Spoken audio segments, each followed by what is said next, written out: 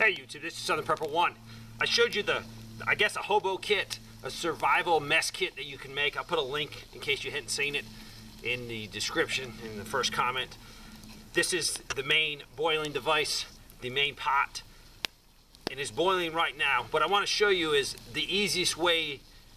This is the most basic way of doing this with this setup. There's more advanced that uses one single V-stick and a long pole.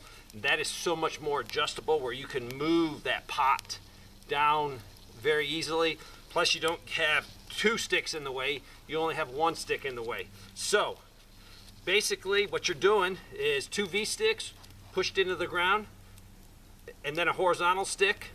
You can take this whole horizontal stick off if you wanted to, but it's really easy to adjust my pot by simply moving it if I don't want it to be cooking as much, if I want it to get more heat.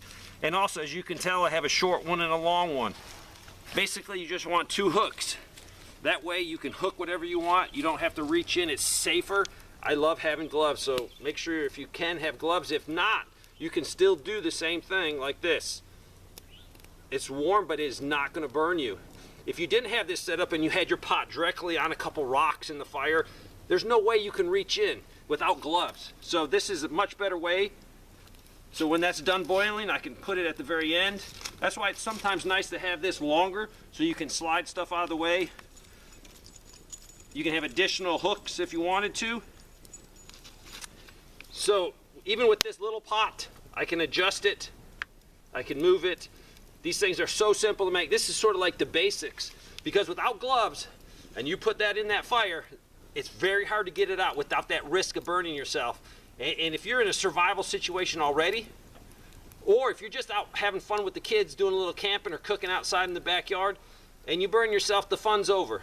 So this will give you the easeability of taking stuff on, taking stuff off, and not getting burned.